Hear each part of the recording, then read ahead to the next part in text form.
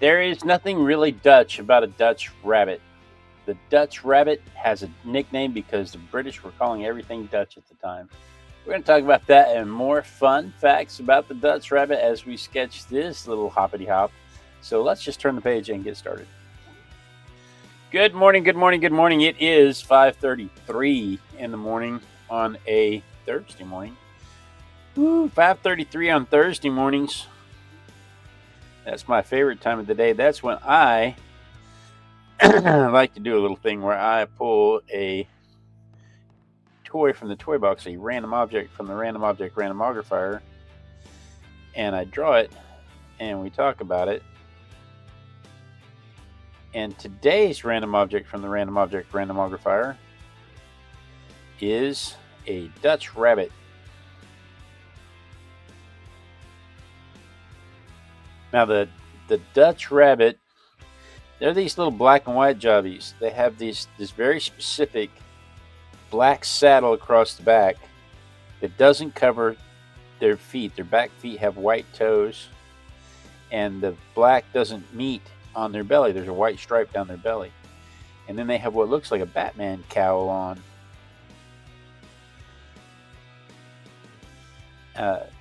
That comes around and makes a mask around their nose, covers their ears, comes down, but it doesn't connect on the bottom of their chin. There's a white stripe going down their chin.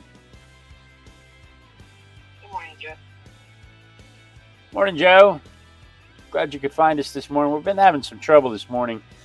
Somebody, I'm not naming any names, but somebody set the stream up in advance and then left it set and unlisted.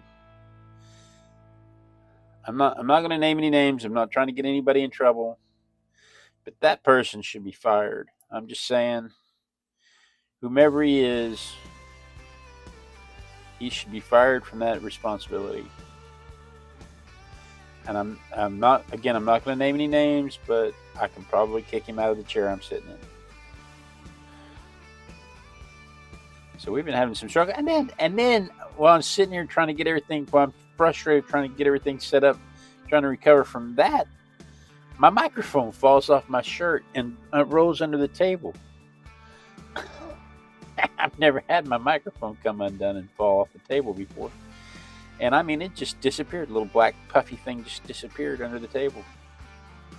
So it's been a morning, but we're all here now. I don't know if you can do anything about this, but I don't have sound on vertical. No sound? How do you not have sound on vertical? That's got to be you. I know, but that's got to be you. There's nothing. Check Dad, because there's nothing. There's no setting I have that says mute vertical. Okay.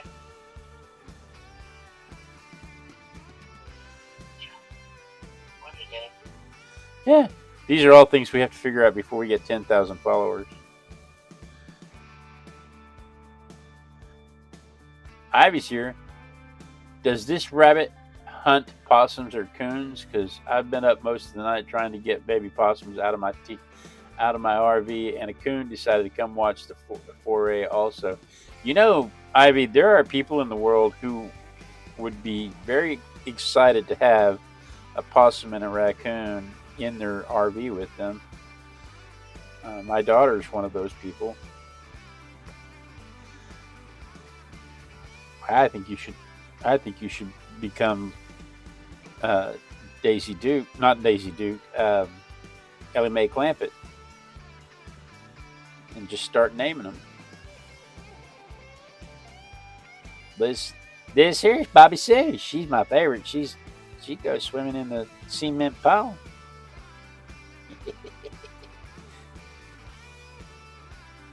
Anyway, okay, so it's not Dutch.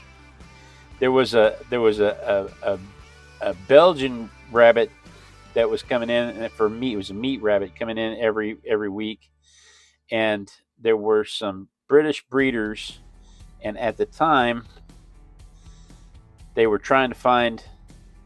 They were developing show rabbits, and this Belgian rabbit had similar markings, and the British breeders decided to refine the markings, and in doing so, they made a specific breed, and they called it Dutch. Now they called it Dutch for the same reason they call it the double Dutch. They were calling everything Dutch at the time. I, right now I'm drawing a blank of what they would say is Dutch, but they were nicknaming everything Dutch. It had nothing to do with the fact that the rabbit was Dutch in origin, except that the country that the meat rabbit was from was in conflict and had been historically a Dutch area. It was no longer a Dutch area, but it had been historically a Dutch area.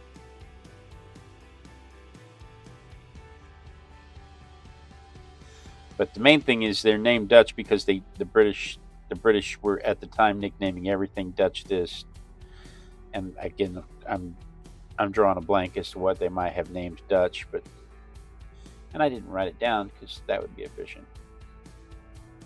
Your dad said he's just guessing, but it was probably Fred who caused all of this the problems. The baby, my grandbaby, he's a troublemaker.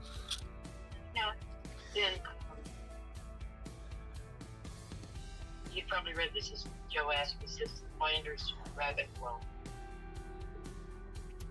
is that a real thing, or are you talking about The Simpsons? I did not read anything about Flanders.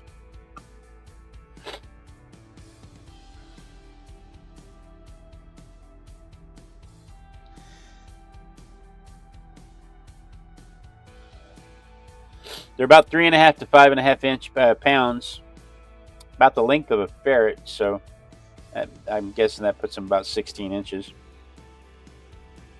somewhere around there.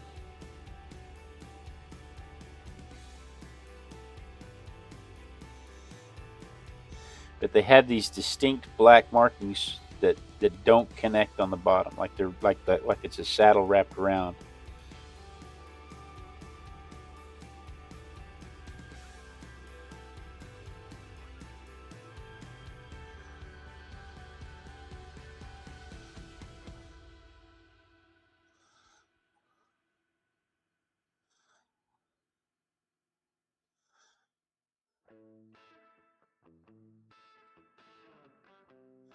I'm going to spend the whole rest of my day thinking about Ivy and being Ellie Mae Clampett with her raccoon and her possums.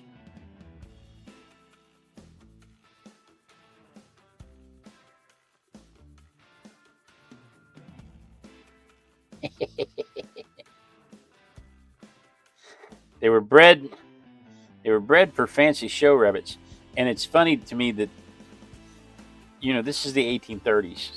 This people are starving.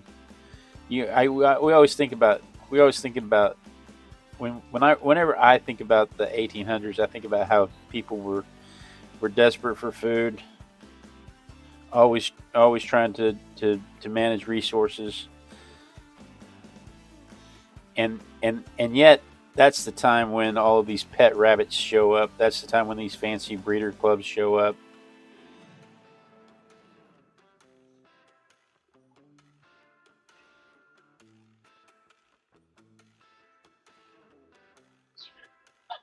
Joe told her to have Malcolm get the possums. And then he says, no, never mind. Have Malcolm. Is Malcolm a cat? What's Malcolm? Yes. I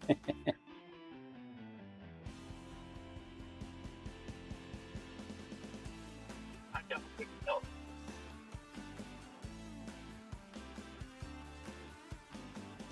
My dog wouldn't help for sure.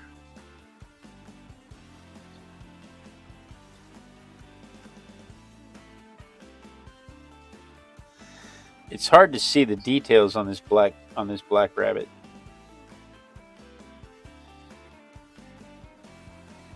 The black shading blends in with the black fur.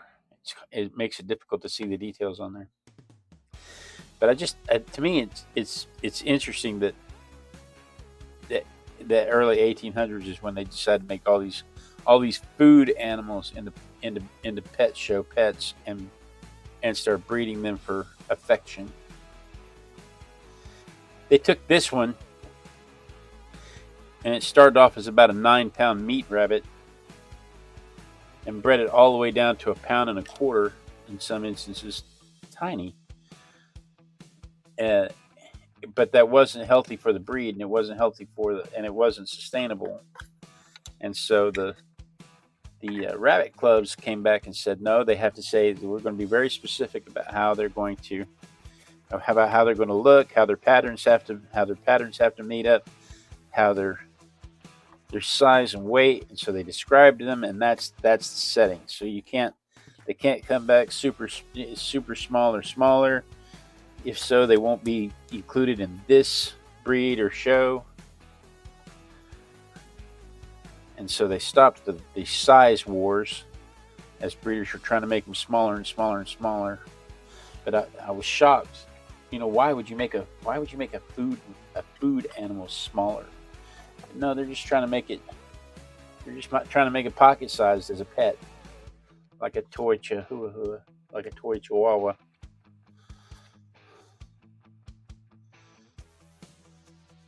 But in 1884, they set the specs and said this is what this rabbit's supposed to look like. It has to have this specific cow. The cow can't meet. It has to be equal on both sides. It can't be off center. It has to be stark white. Can't have colors. Can't have spots of other color in them. And it turns out that's difficult, even with two perfectly purebred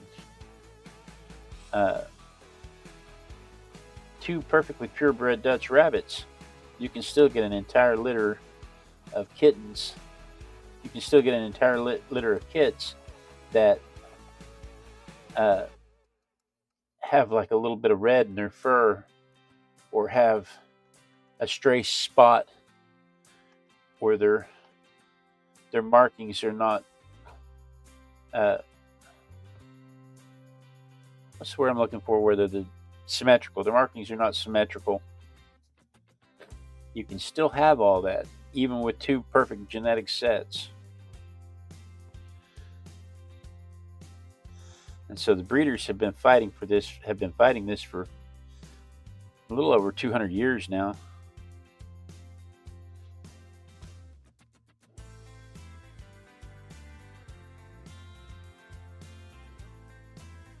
This is my favorite part.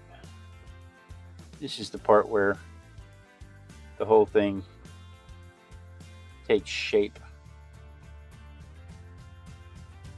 Until now, it's just lines on a page. This is my favorite part too. I just get to watch. I love watching.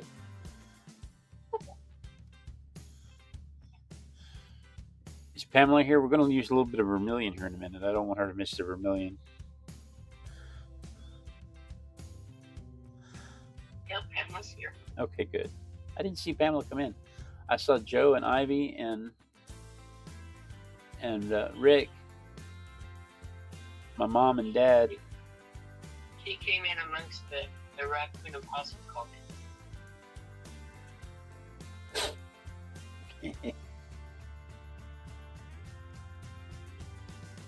Seriously, Ivy's going to be LMA to me for the rest of the day. Oh.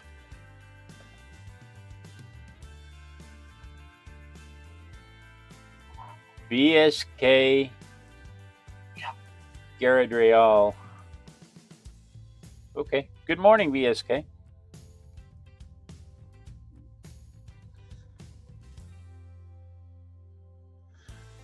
Welcome.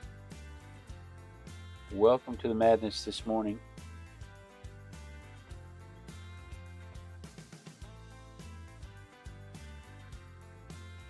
It's been an interesting morning. I can't get upset, except when I was crawling around on the floor trying to figure out what happened to my microphone. That was upsetting.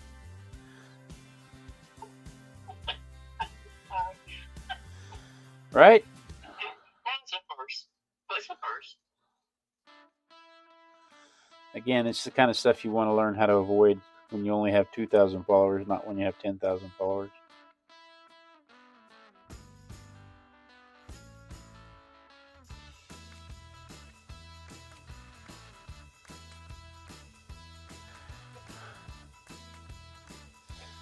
I think everything's just going well, and then.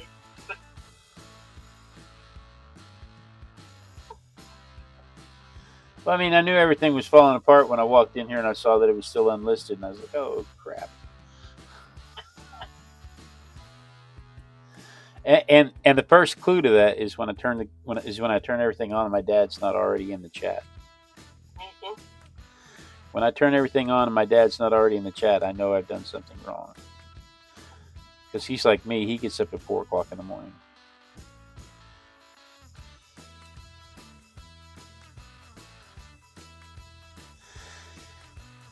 So it's a very popular breed, very expensive breed of rabbit. And there are counterfeiters. You don't really think about counterfeit rabbits. I mean, I can tell you that never once in my life did I consider that there would be an FBI task force on counterfeit rabbit rings. But there are people who take the Belgian rabbit or any other kind of rabbit that has similar markings and scissors and dye and trim them up so that they can sell them as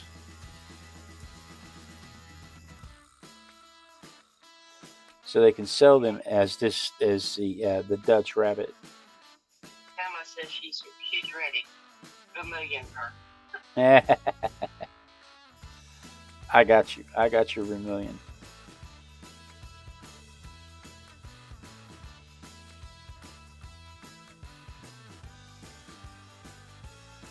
I didn't want you to miss the vermilion. All right. Let me dry this, and then we'll come back with the other colors.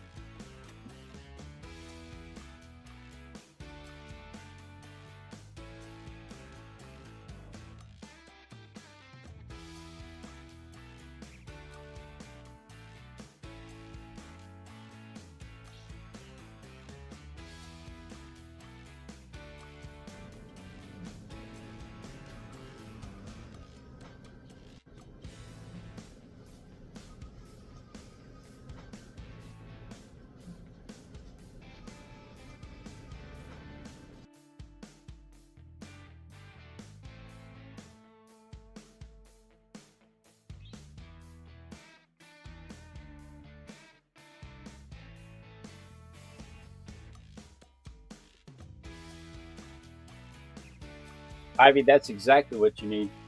Joe says he has a skunk in his backyard that follows him around. That's exactly what you need, Ivy, is a skunk.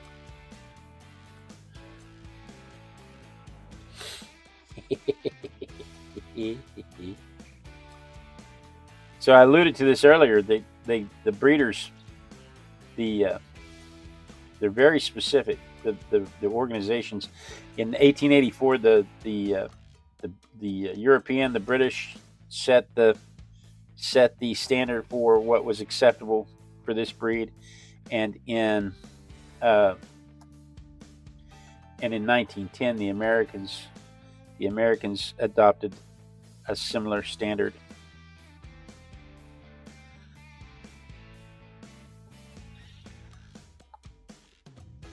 I'm going to try and use just a little bit of wax resist.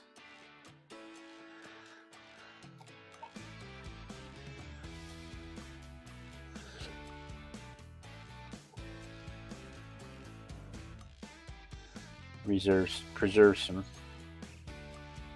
Ivy says, no, I do not.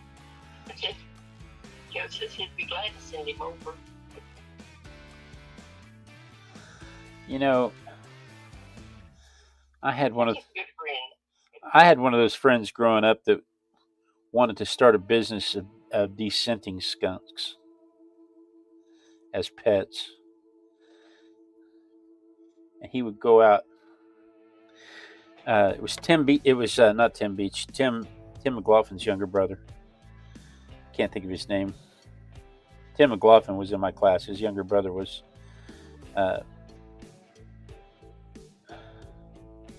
What was his name? Anyway, he wanted to start a business of removing the scent gland from skunks and selling them as pets.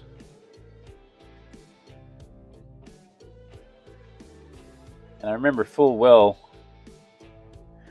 when he came home sprayed. I happened to be over there running around catching snakes with them. And he come home covered in scent. That ended his pet skunk career.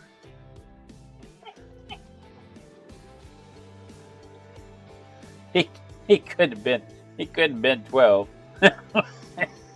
And it probably ended his social life too.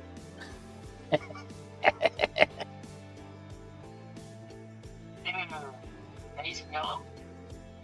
What's that? On the vertical, Days Mellow. Days Mellow. Good morning, Days Mellow. This shadow somehow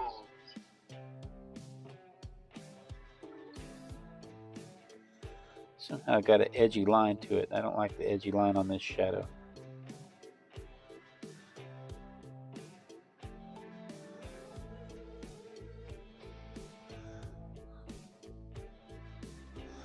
There we go.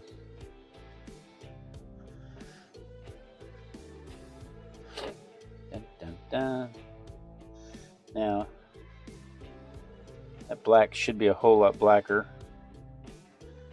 but I also have to make it where it doesn't blend in with that shadow.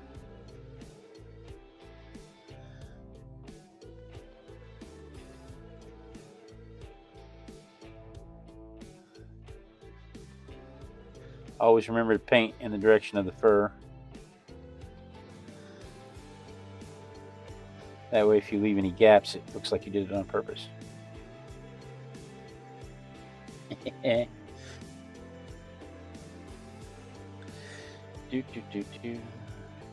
This was one of the favorite pets all the way up into the early 1900s. It was the number one pet all the way up until the early 1900s.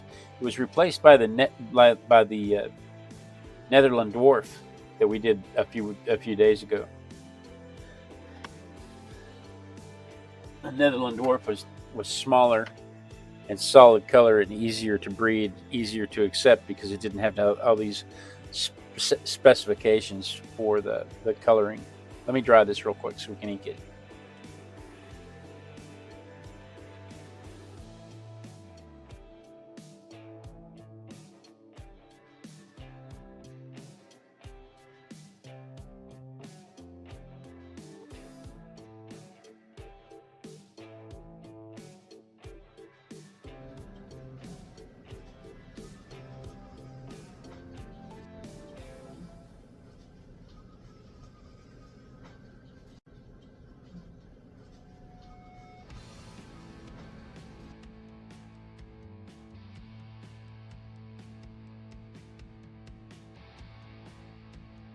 Joe, thanks for stopping by, man. Really appreciate it. Agua. Oh my goodness. Joe, I grew up in Agawam. I'm a graduate from Ninnekaw. I lived in Agawam. That's goodness gracious. What are you doing in Agawam? You're going to that feed store out there, aren't you? Wow. That was my grandfather's feed store. Wow. What a small world.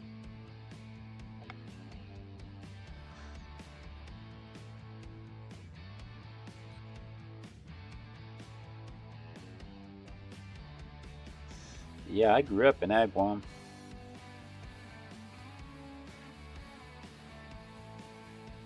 I used to tell people when they'd ask me where I live, I would say, if you drew a triangle between Norge, Ellick, and Agawam. Ninnicott would be right in the middle.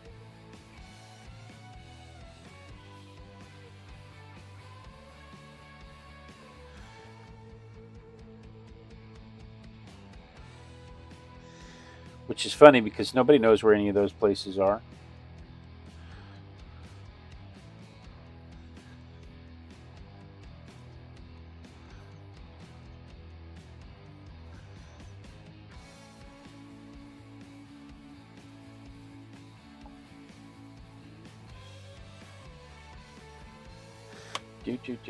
The black and white pattern is pretty common, as because it's a desirable the desirable markings. People find it attractive.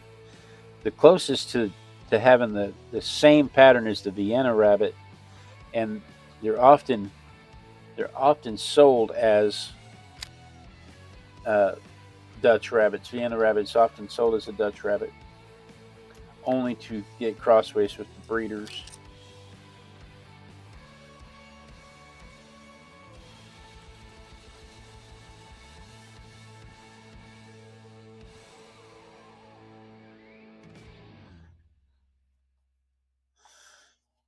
Causes problems because then the breeders are thinking they're buying something, and then they get out there and find out that it is not what they drove all the way out to the countryside to purchase.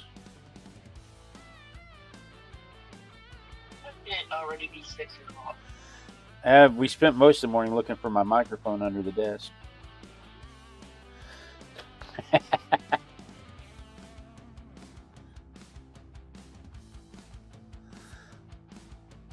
It went by quickly, that's for sure.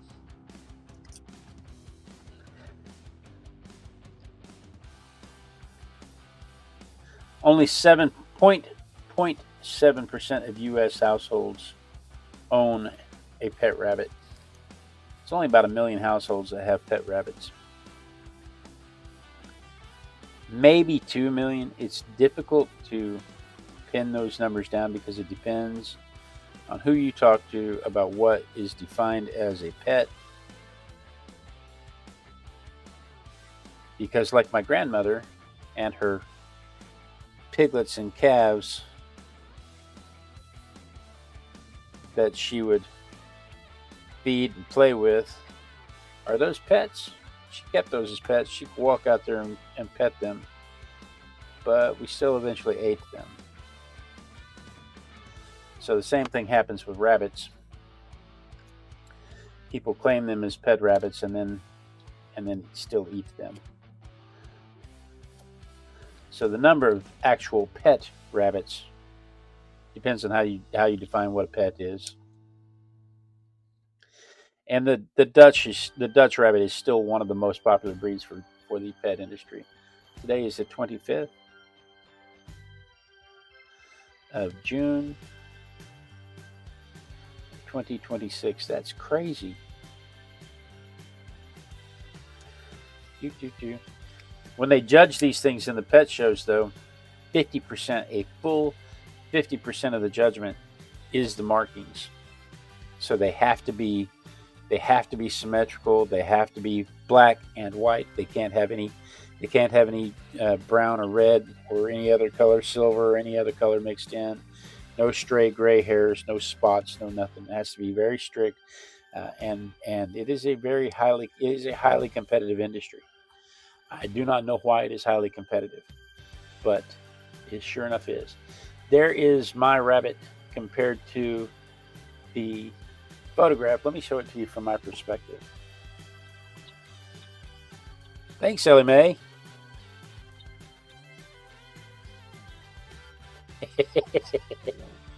Ivy says that's an awesome bunny.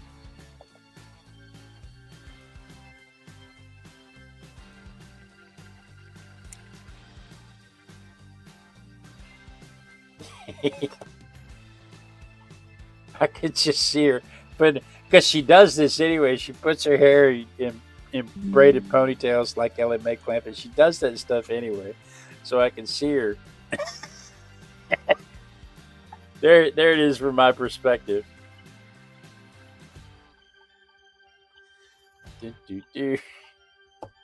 You're mean today. I mean, that was mean. There's Claudia from Dutchy. She says, tomorrow. What do we have tomorrow? Oh, the suspense. What could it be? Rick said he sent his Dutch rabbit over. Oh, you know what? It's Thursday, isn't it? What are we going to do tonight? You know what? My house is covered in yarn right now. My youngest daughter has been sorting her craft collection, trying to clean her room out, and she's been sorting things. We covered in yarn. I think I was looking at a ball of yarn yesterday, and I thought that would be pretty cool to draw. So we may do a ball of yarn tonight. This is the egg that I pulled has a bingo number in it. It's 143. I knew that already because that means it's something that doesn't fit in an egg. It has to be pulled off the shelf. And the number 143 corresponds to a hammer. So we'll talk about hammers. We'll talk about how they range in size from the smallest jeweler's hammer to the largest sledgehammer, how a construction hammer is different from the household hammer. We'll talk about how it magnifies force. We'll talk about all kinds of things about hammers tomorrow, especially about the primitive Stone Age that the modern primates are going through, and they are using rocks as hammers as we did. We'll talk about all that more fun hammer facts tomorrow morning at 5:30 a.m. Texas time. Of course, I pretty much just gave you everything I'm going to talk about. We'll talk about that more fun hammer facts tomorrow morning at 5:30 a.m. Texas time while we sketch this little tool. So you may want to set your notification bell so you don't miss that. But guys, thank you so much. Another tool to throw. Thank you so much for joining me today.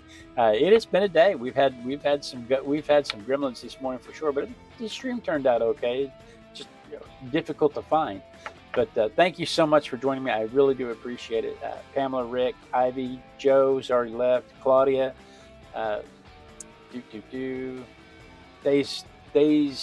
Days Mellow, and BSK Guardrail. Guys, thank you so much for joining me. I really do appreciate it. Be sure and tune in tomorrow. Same Artistic Biker time, same Artistic Biker channel.